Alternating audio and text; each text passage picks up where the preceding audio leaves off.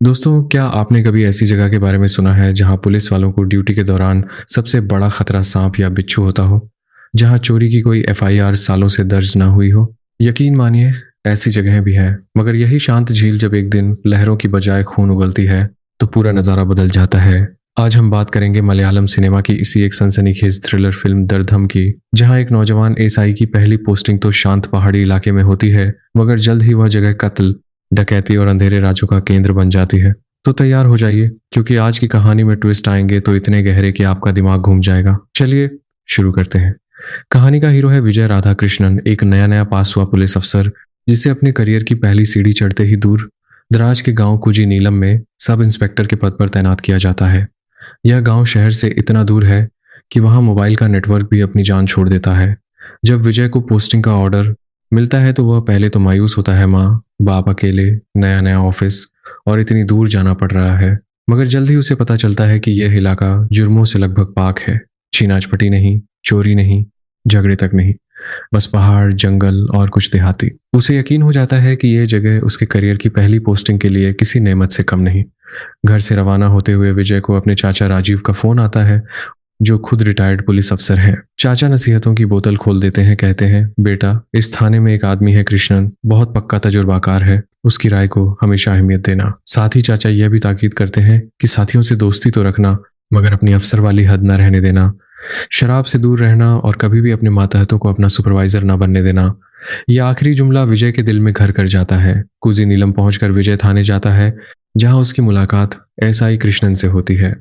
कृष्णन पहले तो हैरान होता है कि इस नौजवान अफसर को उसका नाम कैसे मालूम है, मगर जब विजय चाचा राजीव का नाम लेता है तो कृष्णन के चेहरे पर मुस्कान बिखर जाती है। राजीव और कृष्णन कई साल पहले एक साथ किसी बड़े थाने में तैनात रहे थे। फिर कृष्णन विजय को पूरे स्टाफ से मिलने कराता है। हेड कांस्टेबल बाला, कांस्टेबल सत्य, आनंद, जो अपनी माँ की बीमारी की वजह से छुट्टी पर है और हाजिर नहीं, वीश, और दो महिला अफसर विद्या और रेमिया। विद्या और रेमिया जब विजय को देखती हैं तो उनकी नजरें रोके नहीं रुकती। एक हैंडसम और सिंगल अफसर तो सबको भाता है। विजय थाने के बगल में स्थित क्वार्टर में शिफ्ट हो जाता है। वह अपने चाचा की नसीहत को दिल करना आप हो जाता है में रखते हुए खुद खाना पकाता है और अपने साथियों से एक दोस्ताना मगर पेशेवराना फासला रखता है। कुछ ही दिनों में विजय को इस इलाके का मिजाज समझ आ जाता है।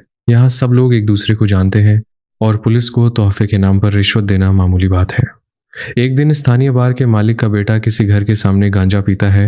घर वालों से झगड़ा होता है तो विजय मौके पर पहुंचकर दोनों फरीकों को थाने ले आता है। यहाँ साबू नाम का एक स्थानीय 22 शख्स आड़े आता है। साबू इस लड़के को छुड़ाने की कोशिश करता है। वह कहता है कि लड़के को 2 महीने बाद दुबई जाना है, अब केस मत करो। विजय पहले तो जिद करता है, मगर कृष्णन की समझाने पर वह लड़के को छोड़ देता है। लेकिन विजय को मालूम नहीं कि साबू के दिल में उस दिन की जिल्लत गहरी बैठ चुकी है। वह बदला लेने का आज़्म कर लेता है और विजय के लिए पहला दुश्मन खड़ा हो जाता है। मामले ठीक चल रहे थे कि एक दिन गांव के एक बगीचे की सफाई के दौरान मजदूरों को एक इंसान का कटा हुआ हाथ मिलता है। पूरी पुलिस टीम मौके पर दौड़ पड़ती है। डॉग स्क्वाड और फोरेंसिक टीम आती है और पास ही जमीन खोदने पर एक लाश बरामद होती है। पोस्टमार्टम के मुताबिक यह शख्स 30 से 35 साल का था और उसके सिर पर रॉड से मारकर कत्ल किया गया था। मौत को 1 हफ्ते से ज्यादा हो चुका था।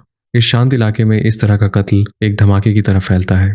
लोग घबरा जाते हैं, मीडिया वाले आ जाते हैं और डीएसपी ऑफिस से विजय पर केस जल्द हल करने का जबरदस्त दबाव आता है। विजय तमाम आसपास के थानों से गुमशुदगी की रिपोर्ट्स तलब करता है। वह उस शख्स रीजी से पूछताछ करता है जिसके बाग में लाश मिली थी और उसके बेटे और बहू की हरकतों की तस्दीक करता है। अभी कत्ल का केस ठंडा नहीं हुआ था कि एक और बड़ी वारदात हो जाती है। आनामलाई फाइनेंस नाम की एक छोटी सी बैंक कमेटी, जहां पूरा गांव अपना सोना और पैसे जमा कराता था, चोरों का निशाना बनती है। 3 नकाबपोश चोर गार्ड को बेहोश करके ताला तोड़ते हैं और एक भारी लॉकर चुरा कर ले जाते हैं। लॉकर में करीब 125 भरी सोना और 50 लाख रुपए होने का दावा किया जाता है। लोग पागल हो जाते हैं। लॉकर उनकी जमा पूंजी थी। कई की बेटियों की शादियां रुक गईं। विजय मौके पर पहुंचकर खिड़की की टूटी हुई ग्रिल, कैमरे पर कलर स्प्रे और मिट्टी में बारिश के धुले फुटप्रिंट्स देखता है। चोर बहुत होशियार थे और उन्हें इलाके की पूरी जानकारी थी। सीसीटीवी में कुछ नहीं था। जब विजय बाहर खड़ा होता है तो अचानक उसकी नजर भीड़ में एक मुश्किल शख्स पर पड़ती है जो उसे घूर रहा, मगर वह पल भर में गायब हो जाता है।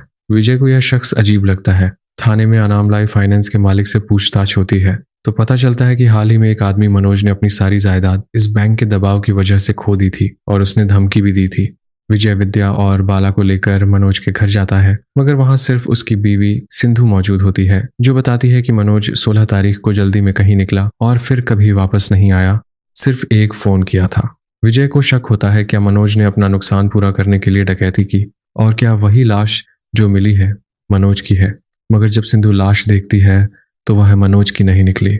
मनोज अब भी प्राइम सस्पेक्ट है, लेकिन सुराग गायब है। उन्हें ऐसे में एक लड़की मारिया के माँ बाप आकर रिपोर्ट करते हैं कि उसके मंगेतर सनी ने उसे नींद की दवा देकर उसकी नाजायज तस्वीरें बना ली हैं और अब 5 लाख रुपए बतौर ब्लैकमेल मांग रहा है। विजय एक चाल चलता है।